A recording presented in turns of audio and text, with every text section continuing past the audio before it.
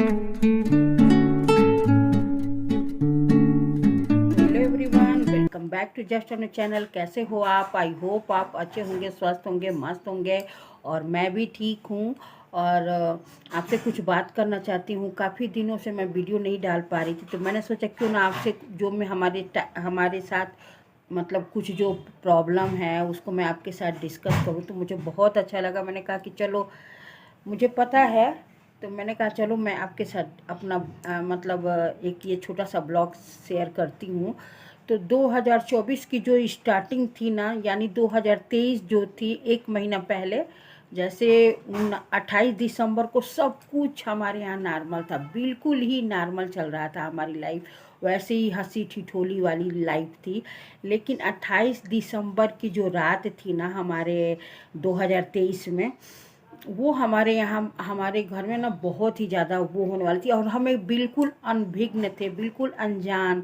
वो कहते हैं ना कि सच में वक्त बदलते टाइम पता नहीं लगता है कि कब आने वाले टाइम में अब क्या होने वाला है। सच में हमें बिल्कुल भी इल्म नहीं था। और उस दिन रात में मम्मी बनाई थी मक्के की रोटी और सरसों का साग, जो कि मेरे हस्बैंड को तो बहुत ही ज़्यादा फेवरेट है। और पापा भी थोड़ा बहुत खा लेते थे, तो उस दिन वही बनाया था मम्मी ने। तो सब ने खा लिया, पापा भी खा लिए और सोने चले गए। और जब सुबह थी तो उस दिन बच्चों की मतलब स्कूल था, उसके बाद ही ये विंटर वाला वैकेशन चालू होने वाला था, क्योंकि 29 दिसंबर के लास्ट था, उसके बाद से विंटर वाला वैकेशन शुरू होने वाला था। तो नन्नू सुबह सुबह गया। और उस दिन ना मॉर्निंग में रोज़ हमारे पापा जग जाते थे 5:30 या मतलब 6 के 5:45-40 के लमसम वो जग जाते थे।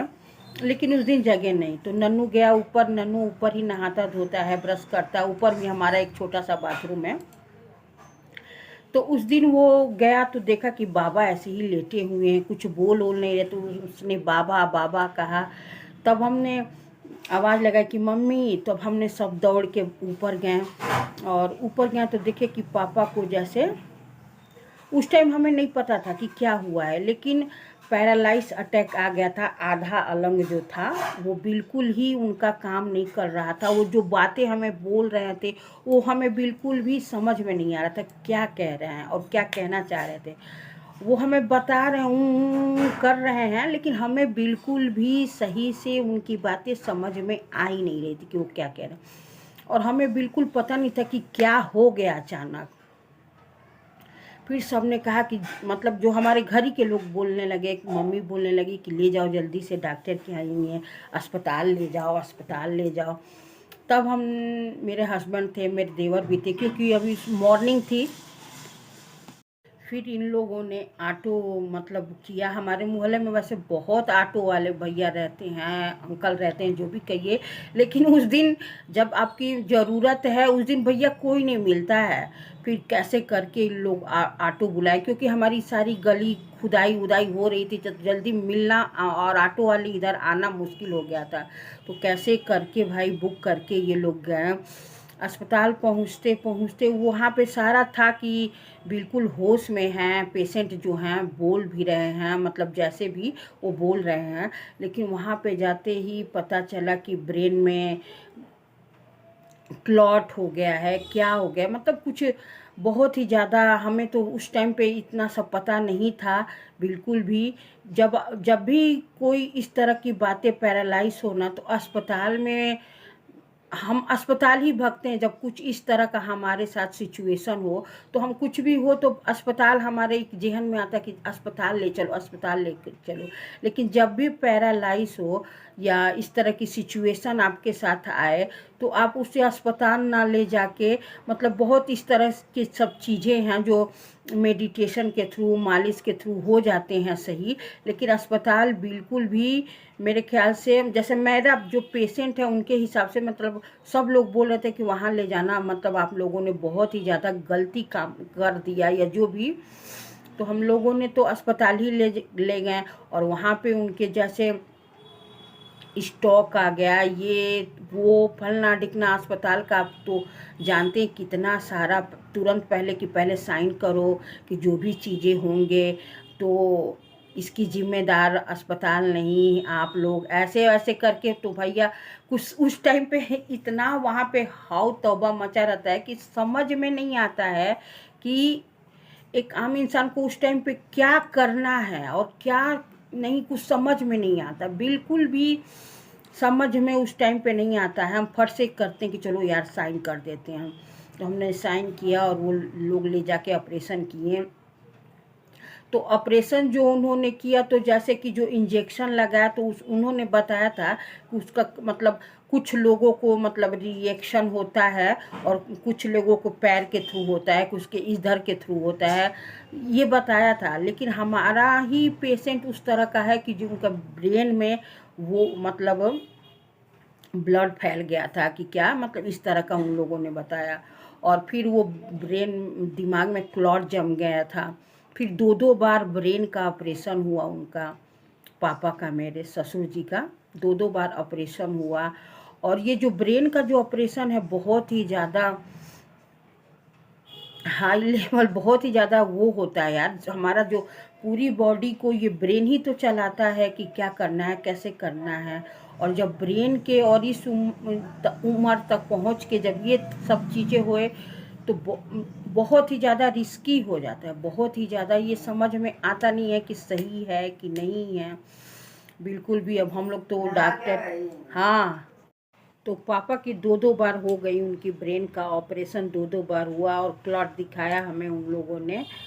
और उसके बाद जब वहाँ भी वो अस्पताल में थे तो ऐसे पेशेंट हो जाते हैं कि अब उनके साथ अस्पताल अस्पताल वाले बोलते हैं कि आप एक अलग से प्राइवेट नर्स रखो जो केवल उनका लुक आफ्टर करे, अस्पताल के थ्रू नहीं, एक अलग से आप अपना रखो। फिर हमने वो भी किया और पापा वहाँ पे कम से कम समझिए कि 1 महीना तक रहे वो अस्पताल। और अस्पताल में हमारा 2 नर्स प्राइवेट हमने रखा था, एक सुबह के टाइम के लिए और एक शाम के रात नाइट वाले शिफ्ट के लिए। तो ऐसे हमने रखा था। और बाद उनका जो ऑपरेशन हुआ था वो समझिए कि वो बिल्कुल एक कोमा में, सेमी कॉन्शियस, क्या मतलब उन्हें समझ में नहीं आता था कि जैसे कि घर में भी आके हमें उन्हें का उनको मुझे नहीं लगता था कि उन्हें पता लगता है कि हम घर में हैं। क्या पता कभी कभी आवाज़ से महसूस होता हो कि मैं घर में हूँ। और मतलब बिल्कुल भी नहीं पता लगता था कि घर में हैं, अपनों के बीच में हैं। एक टक टक टक टक देखते रहते थे पंखे या जो भी कुछ। एक फ़ोटो है हमारे वहाँ उस टीवी वाले कमरे में, राधा किशन, उनकी तरफ टक टक टक टक ताकते रहते थे। तो ज़िंदगी में कब क्या हो जाए सच में कुछ भी पता नहीं होता है लाइफ में। और बहुत ही ज़्यादा हार्ड वर्किंग, बहुत ही ज़्यादा मेहनती इंसान थे वो। इतना ज़्यादा कि एक कम उम्र में ही गांव से, कम उम्र में, तुम जाओ क्या यार तुम लोग, मतलब वो कम उम्र से ही, उतना ज़्यादा पढ़े लिखे नहीं थे हमारे पापा, लेकिन वो बहुत ही ज़्यादा हार्ड वर्क, बहुत ही ज़्यादा मेहनत करे थे। गांव में जैसे 14-15 साल से ही दिल्ली में आके लगे रहें करते रहें, बहुत ही ज़्यादा मेहनत किया, बहुत ही ज़्यादा हार्ड वर्क किया। और आज हम यहाँ तक कि वो हम लोग कभी ये नहीं समझे कि हमारे बच्चों को स्कूल से लाना ले जाना सारा उन्होंने किया। हमने कभी स्कूल में जाते ही नहीं थे कि कैसे लाना है बच्चों का, कैसे छोड़ना है बच्चों, बहुत ही ज़्यादा हार्ड। और आने वाले टाइम, एक टाइम पता चला कि जो इंसान इतना ज़्यादा मेहनत, इतना ज़्यादा, कभी सब्जी हम लोग नहीं लाए, कभी हम लोग घर के जो छोटे मोटे ज़रूरत के चीज़ों का सब वही करते थे। और जो वो एक टाइम इंसान वो जो पड़ जाता है तो भाई बहुत ही ज़्यादा उनके ऊपर, जैसे हमारे तो बहुत ही ज़्यादा वो हो गया था कि भाई कैसे ये इंसान, मतलब एक सोच भी नहीं सकता था कि वैसे इंसान के साथ मतलब किस तरह का हो जाता है जो हरदम चलता रहता है। वो 10 महीने से इंसान बेड पे बिल्कुल पड़ा हुआ, और डॉक्टर बस फट से यही कहते हैं बेड रिडन, मतलब उनके, मुझे लगता है कि वो ब्रेन के ऑपरेशन से कि किस चीज़ से, मतलब उनका सारा चीज़ ही दारोमदार ही हिल गया। और ब्रेन ही तो सब कुछ है भाई। और दो दो बार इस उम्र में ब्रेन का जो हो जाए ऑपरेशन तो उसका क्या होगा, बहुत ही ज़्यादा। कोई कहता था ये करो, कोई कहता था वो करो, कोई ऐसे करो, कोई वैसे करो। और हमने सब चीज़ किया भाई, कोई पूजा पाठ, कोई ये कोई वो। तो भरसक हम अपने जाने में पूरा वो सब चीज़ किए, लेकिन जब स्थिति आ जाती है ना तो आप उनको बचा नहीं सकते हैं। और 10 महीने हो गए थे हमारे पापा को, और अक्टूबर 2024 में 4 अक्टूबर को नवरात्र, पहले नवरात्र हम लोगों ने सब ने बढ़िया से रहा, और दूसरे नवरात्र को हमारे पापा हमारे बीच नहीं रहे। इसकी हम लोगों को कल्पना भी नहीं कर सकते थे। लेकिन जब उनको तकलीफ़ होते हुए वो बेड पे हम देखते थे परेशान, न अपने ही घर में रह के उन्हें महसूस ही नहीं हो पाता था कि मैं कहाँ हूँ, और हमें भी बहुत ही अजीब सा लगता था। मैं आपको बता नहीं सकती हूँ वो सारी चीज़ें कि कितना हमें कष्ट होता था भाई, बहुत ही ज़्यादा। वो हम टीवी में देखते थे, टीवी में देखे थे कि इस तरह से पेशेंट का होता है, सक्शन मशीन ये सब। और जो अब हम किसी के पेशेंट आपके घर में हो तब आपको महसूस होता है कि क्या है भाई।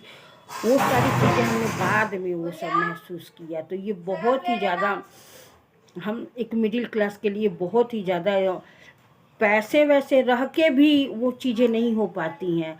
कितनी चीज़ें तो हम बहुत ही ज़्यादा वो था, मैं बता नहीं सकती, मैं कुछ कह नहीं सकती, बहुत ही ज़्यादा पापा के लिए भाई।